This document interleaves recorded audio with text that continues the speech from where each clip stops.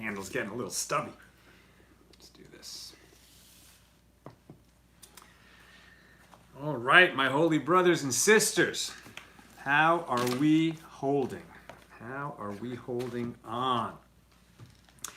I took a ride today. We have a post box, and I went over to check out the mailbox.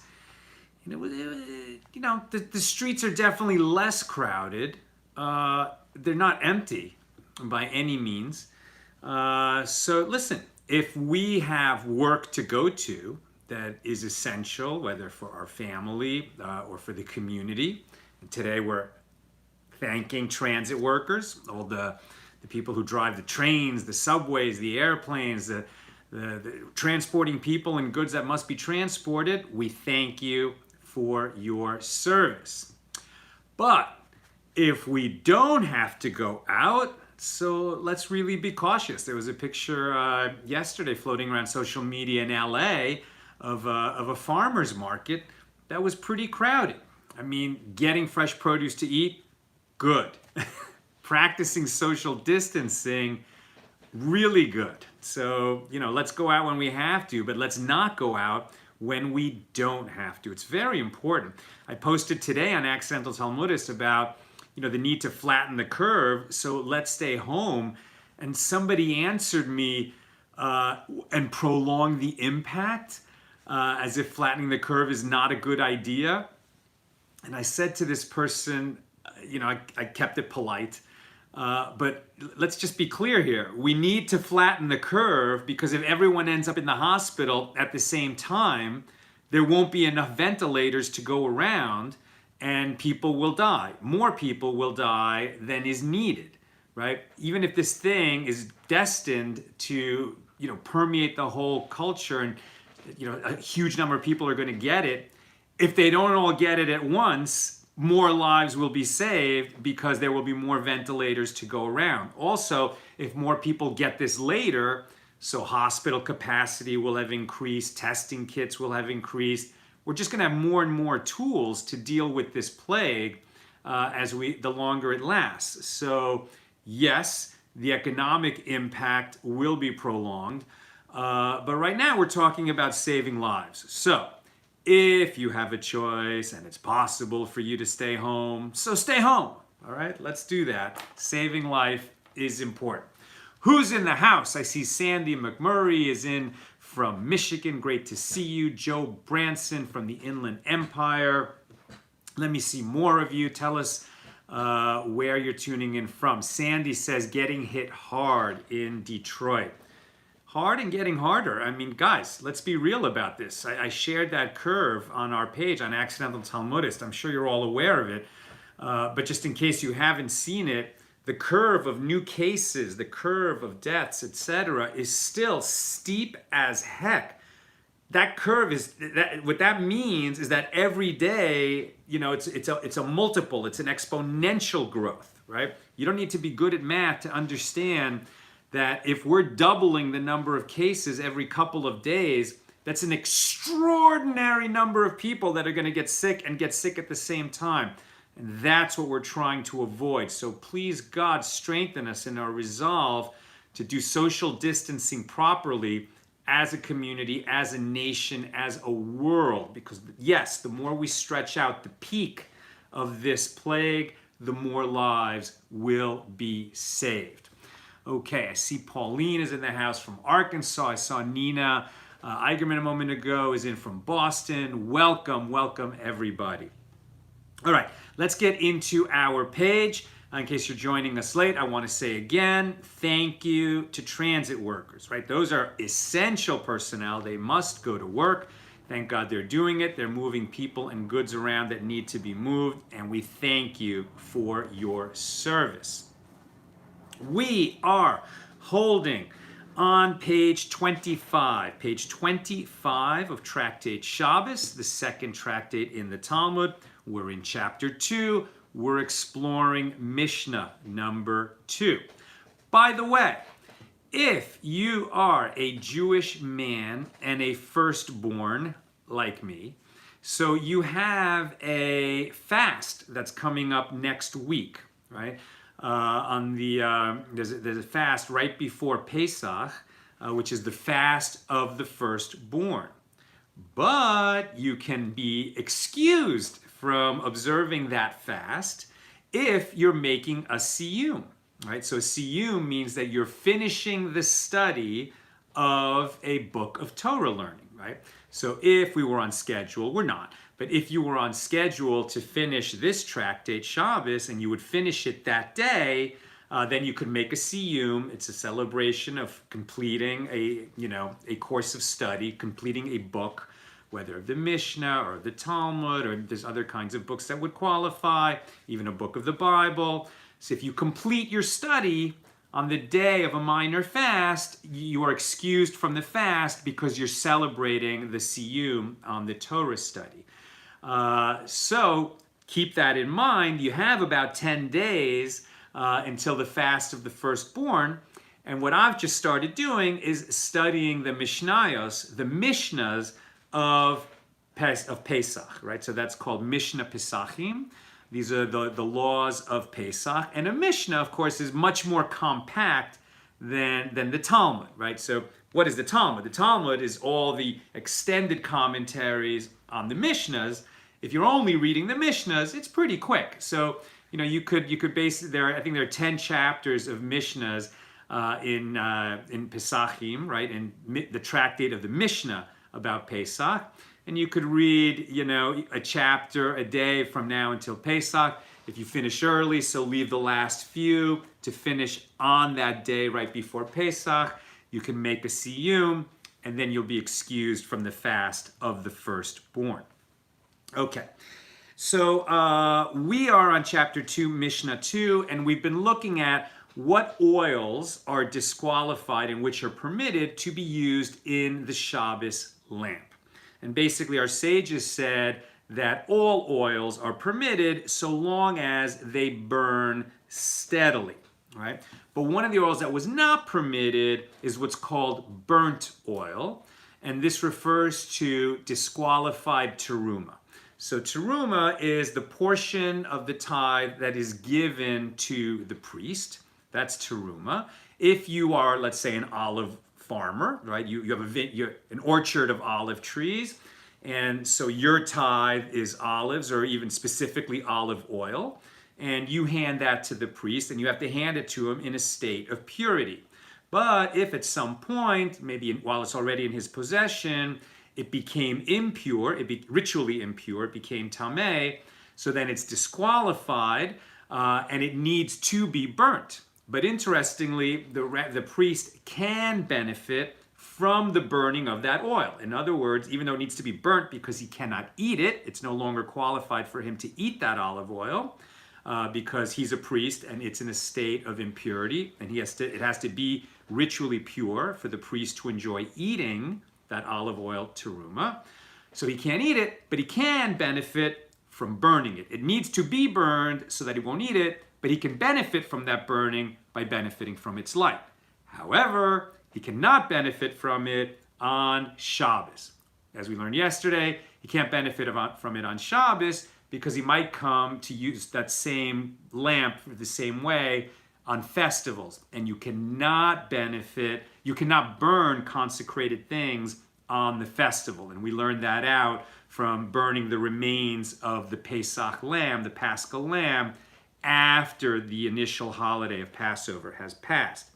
Today we're looking at the question, well, how do we know that the priest can benefit, and if he allows someone, like sort of under his jurisdiction, to benefit from it, how do we know that he can benefit from burning that oil on a weekday? We already established that he cannot benefit from burning its, receiving its light on the festival or on Shabbos. But how do we know that he can, and indeed it is a mitzvah for him to use the light of burning that disqualified terumah oil during the week? So our sages are looking for a source for that. And the basic source that they offer is from Numbers chapter 18, verse 8. Behold, says God, I have given you charge of my terumos, right? So terumos, plural, or in a different pronunciation, terumot, right? That's the plural of terumah. And so why is it plural? Not because he gets it all the time, but rather our sages learn out from that plural, I have given you charge of two kinds of terumah, terumah in purity and terumah that is impure, right? Terumah that is pure and terumah that is impure are both given to the priest for his benefit. The terumah that is pure, he can eat it. The terumah that is impure, he can benefit from it by burning it. He just can't do that on Shabbos or a festival. I'm not going to go into it. I enjoyed learning it. The sages then suggest, well, there's another verse that we could use, and they go into a whole comparison between terumah and the second tithe. The second tithe is very interesting. That was part of the crop that needed to be set aside in certain years by a farmer for his own use to go up to Jerusalem during the three festivals. And while he's there, he has to have like some money in his hand, which he can sell that part of his crop, turn it into money, but that money has to be set aside, and he takes it with him to Jerusalem so that he can eat and drink and have lodging and enjoy himself without fear that he's being impoverished and he just doesn't have enough. He's got to set aside some of his harvest for this journey. And then the question comes up in this verse that references that second tithe, maybe that is what maybe that there's a comparison between the stringencies of the second tithe and the terumah. It was kind of hard to work it through. I was going to share that with you. I really studied it hard. It took a long time to work it out. But it's going to take me too long to talk it through. So I recommend reading it on our page 25. I'm going to proceed now in terms of what we cover in our class because there's some beautiful pearls of wisdom, and I just didn't want to make it too long. Okay? So let's continue. So we continue with the Mishnah, and in the Mishnah, Rabbi Yishmael says we may not put tar in the lamp, right? So oils are permitted. Tar is something else. Tar can be burned, right? And it will produce a steady flame. So why is it that we can't use it in the Shabbos lamp? Rava answers the question because its odor is bad. And if it produces a foul odor, two results. One is that's unbecoming of Shabbos. It's undignified, it's disrespectful of Shabbos. We don't want a foul smelling lamp. But a second reason is given, and under the formula, and if you like, you can say, right? So it's a separate reason, an alternative reason, which is that if the Shabbos light is producing a foul odor, then the people will walk away from it and eat their meal somewhere else. So Abaya asks, and what of it? Let him leave. As long as he fulfilled his obligation to light the Shabbos lamp, why does he have to stay right there? Let him go somewhere else and eat. That's okay. But Rava answers, kindling the Shabbos light is an obligation. And because it's an obligation of Shabbos, and it shows respect to Shabbos, and we have love and respect of this mitzvah, it becomes a further obligation to eat by its light, or to eat beside that light. Right? So we see this today. When people light the Shabbos lights, it's generally in the dining room, right? That people usually have some kind of a sideboard or a table. Some people will even have the Shabbos light on their dinner table, but certainly nearby. And you want to be able to see. Nina actually makes a real point, my wife Nina, makes a real point of like from her seat, she can see the Shabbos lights. I can't see them very well because they're right behind me, but I know they're there. Right? And so this idea of enjoying your meal by the Shabbos light is part of the mitzvah of candle lighting. So now that we're talking about, well, what is sort of the extended requirement of candle lighting and going into Shabbos with its light, right? Because we light the candles right before Shabbos. So Rav Nachman bar Rav Zavda, and others say Rav Nachman bar Rava, in the name of Rav, says, kindling is obligated, kindling the lights is obligatory, but washing right before Shabbos is optional. Now, I believe it's Rava is saying that the syntax was a little bit hard to follow here, but I'm pretty sure it's Rava who says, so he quotes this, right? That Rav Nachman bar Rav Zavda and others say Rav Nachman bar Rava in the name of Rav say kindling is obligated, washing before Shabbos is optional. And I say, meaning Rava, I say washing is obligatory, right? So Rava is telling us that before Shabbos begins, one needs to wash himself or herself with hot water. And this, in fact, is the halacha. As we head into Shabbos, it is obligatory to prepare for Shabbos by being clean, under the idea that the whole reason for having light on Shabbos is so that one can have delight in Shabbos, right? One can have the joy of Shabbos. And part of the joy of Shabbos is being clean on Shabbos. You can especially imagine the ancient world where, they had different standards of hygiene than we do now. God willing, now in the time of Corona, everyone is just super clean all the time, at least with their hands, right? But in the ancient world, people were walking around quite dirty. There's an old joke that people would take a bath once a year, whether they needed to or not, right? But as you can see, it just became a part of the Jewish tradition. Cleanliness it's very Jewish, right? From the earliest time, it was like there was a lot of washing going on. Even 1,000 years before the rabbis of the Mishnah, and a few hundred years later, the rabbis of the Talmud, even 1,000 years before that, in the commands that are given to the priests for serving in the temple, there's a lot of washing going on. And so the priests are modeling all the needs for cleanliness to the people. So here we're learning that according to Rava, it's obligatory to wash before Shabbos. How much washing? How much washing are you supposed to do? So ideally, you fulfill the obligation by washing your whole body with hot water. If that is not possible, then one should wash his face, hands, and feet in that order. Face, hands, and feet with hot water. If it is not possible to wash one's whole body with hot water.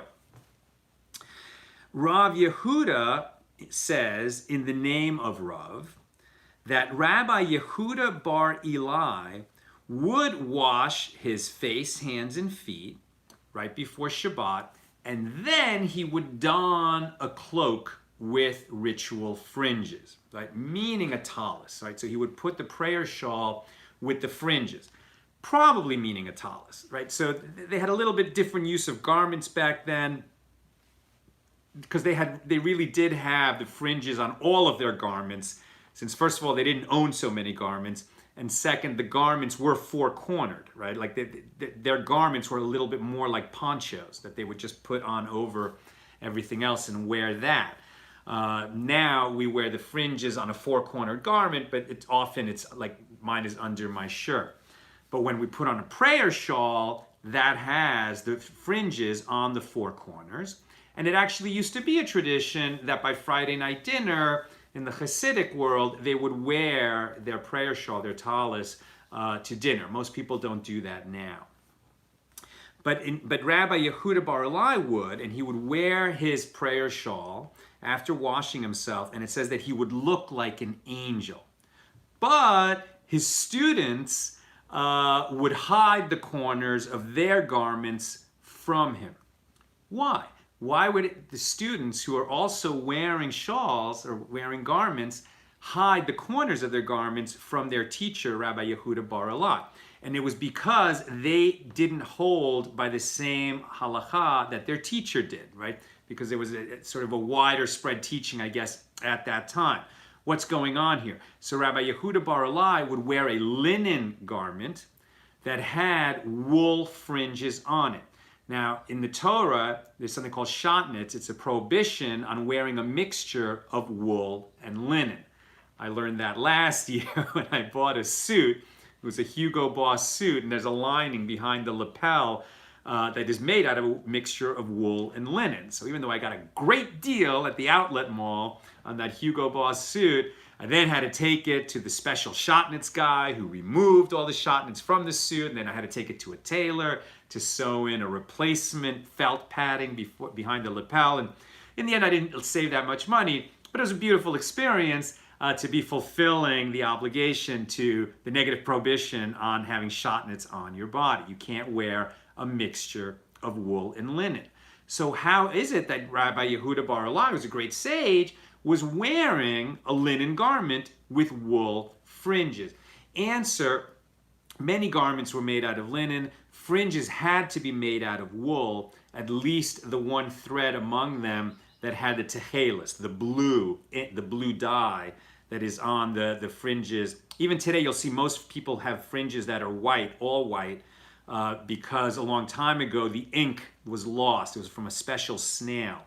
But some people believe they found it again, and so there's a lot of people, it's kind of a growing number who have a blue thread in their tzitzis, in their ritual fringe. At any rate, so Yehuda Bar Ilai held, according to Beis Hillel, who said, you can override the prohibition on Shatnetz in order to fulfill the obligation of tzitzis, right? So to have the ritual fringes on a garment overrides the prohibition on Shatnetz. So if your garment happens to be made of linen, you would still be required to have the tzitzis on it, even though they're made out of wool. The problem was, this was for the Friday night dinner, and we are not obligated to wear our fringes at night. We take off the small fringed garment that we wear under a shirt. We take that off at night, and we certainly don't wear a prayer shawl at night.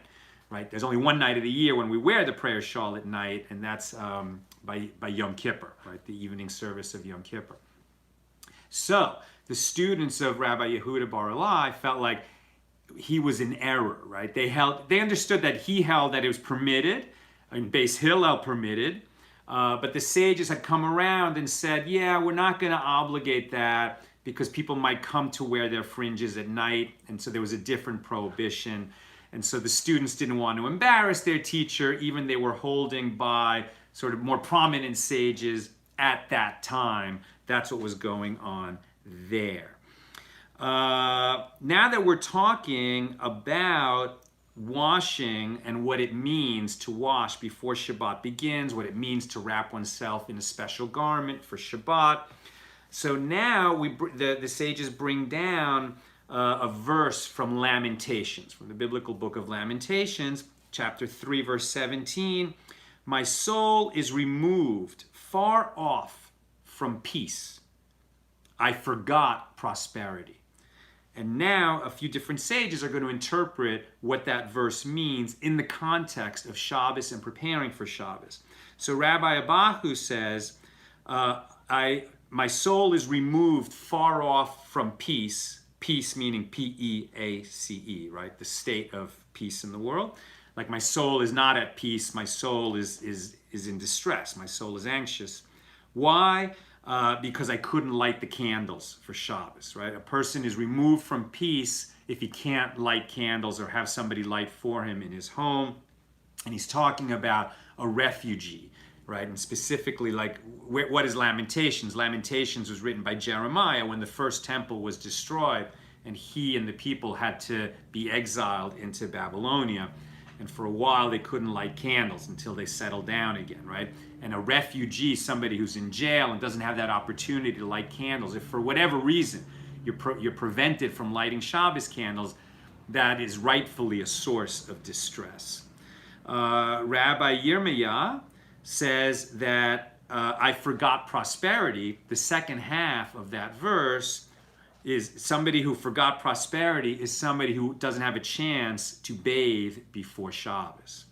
Rabbi Yochanan says, if you can't bathe, but you can wash your face, your hands, and your feet, so that's prosperous enough. But if you can't even bathe, if you can't even wash your face, hands, and feet before Shabbat, then indeed you have no prosperity in your life. That's what it means, that if you don't have the possibility of washing your face, hands, and feet for Shabbat, then you're truly a poor person, according to Rabbi Yochanan.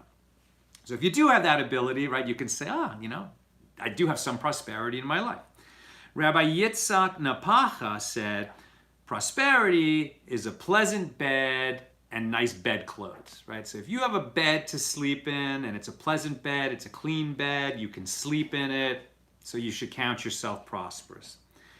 And Rabbi Abba says that prosperity means that your bed is made and you have a wife who is adorned for Torah scholars, meaning a wife who is suitable for Torah scholars. Who is a wife that is suitable for Torah scholars? It would be a wife who is modest, who appreciates what Torah scholars bring to the world, one who would enable her husband to study Torah, etc. That's how Rabbi Abba defines prosperity. And now that we're on the subject of prosperity, we come to a very famous passage in the Talmud. Here it is on Shabbos, Tractate Shabbos, page 25. And we ask, who is wealthy? Now, there is another place where who is wealthy is defined, and that is over in the Mishnah in Pirkei Avos, and it's part of a four-parter.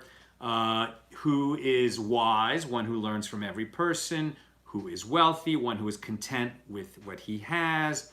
Who is strong? One who masters his impulse. And who is honored? One who honors others. Right? And that is, oh my God, I'm spacing and I'm hating myself. That is Shimon ben.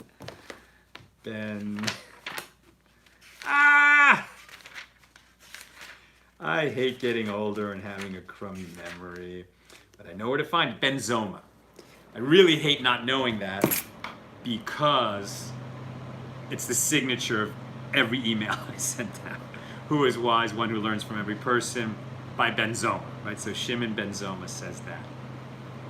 Here in our tractate, on our daf, in our page in Shabbos, we have a different definition of who is wealthy. And in fact, we're going to have 4 definitions according to 4 different sages. And whereas our sages will usually define things or find reasons for things or offer wisdom for things according to a source in Scripture, in this case, these 4 sages will offer a definition of who is wealthy according to their own experience. So the first one is Reb Meir, who does define who is wealthy as one who is content with what he has, one who is happy with his wealth, whatever it may be.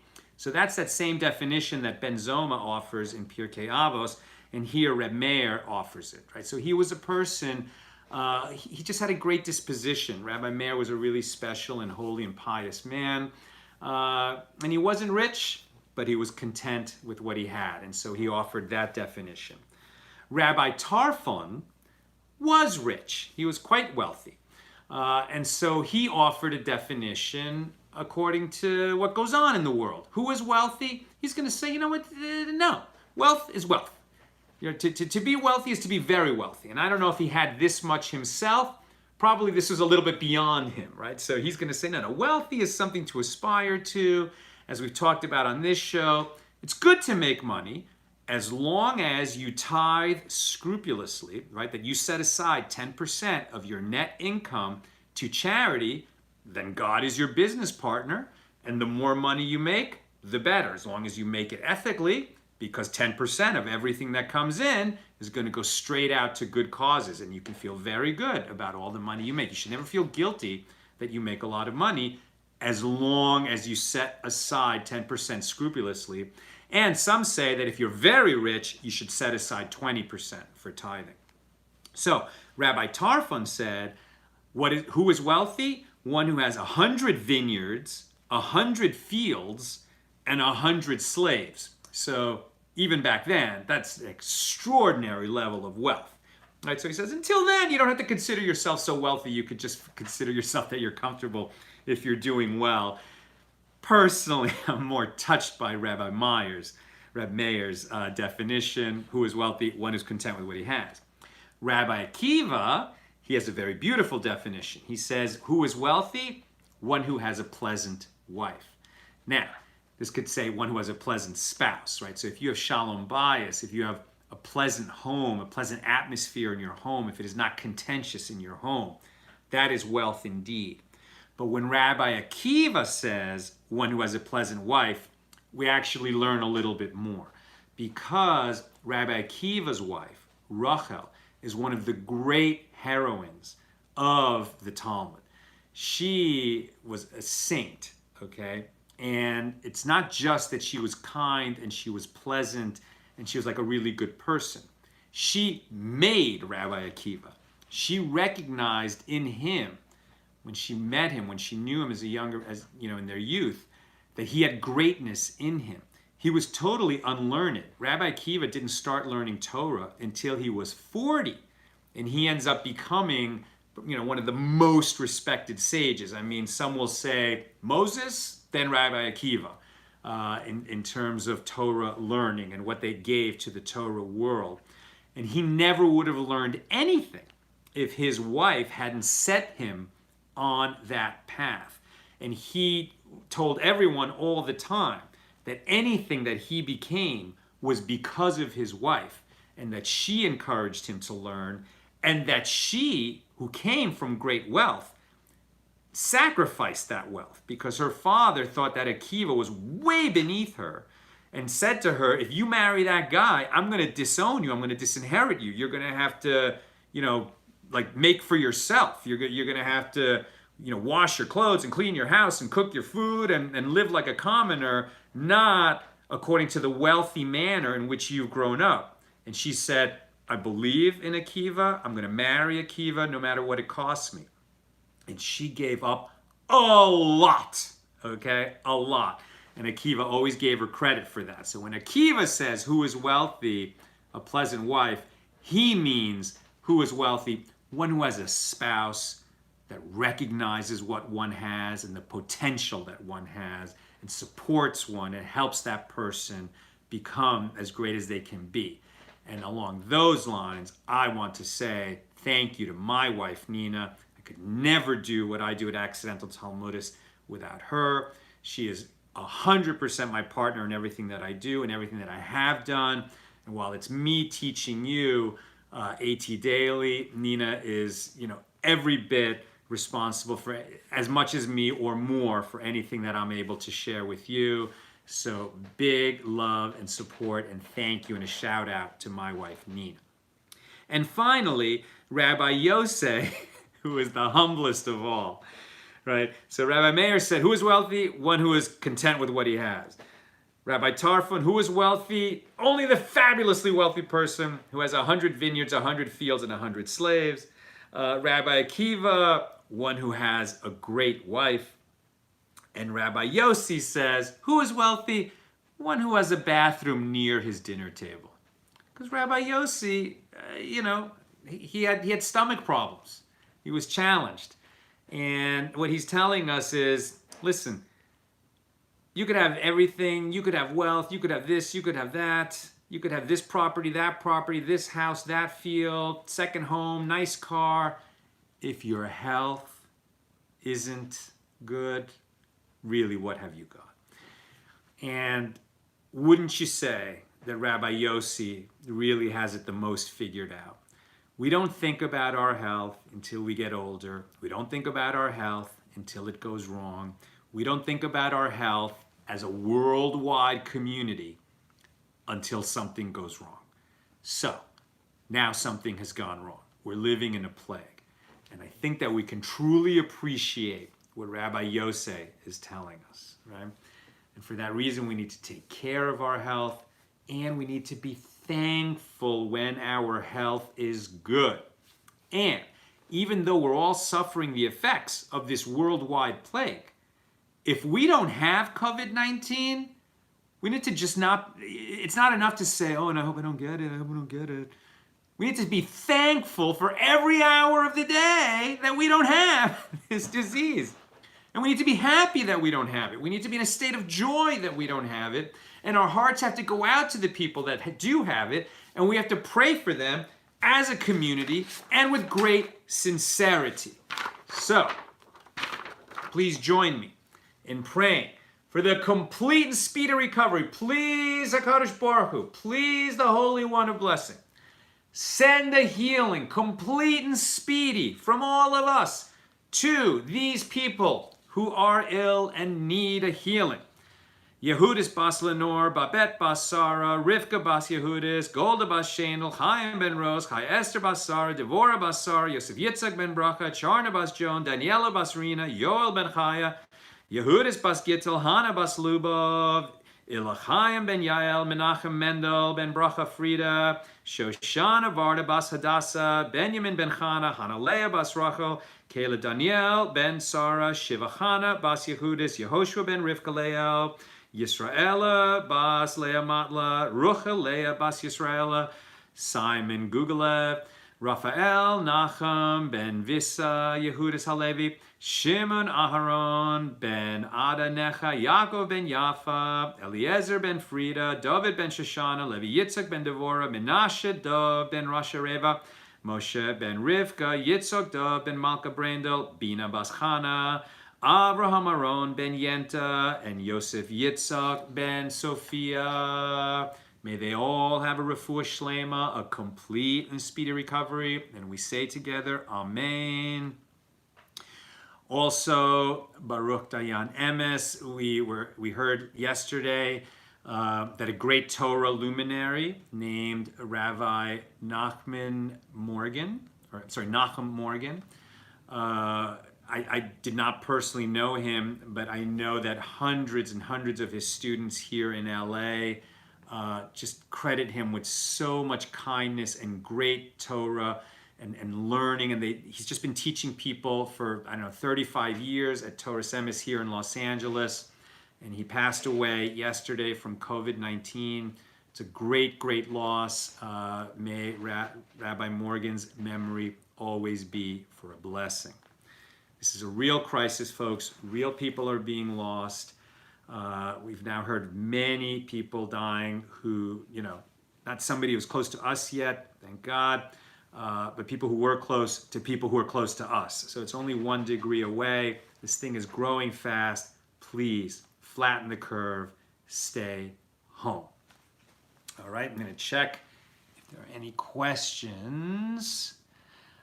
Carolyn Dobson Chavez mentioned, just listen to your podcast with Rabbi Tab. We haven't posted that on the page yet, but if you follow the Accidental Talmudist podcast, which is on iTunes, Google Play, Spotify, and I think now it's posted on our website as well. It was recorded before all this began. It was recorded last year. That's why we're in the same room and not talking about this at all. But Rabbi Shei's Taub is amazing. He's really, really brilliant. He writes the advice column in Ami magazine. He also shares with us that he had some early training in his life as a comedian and an actor.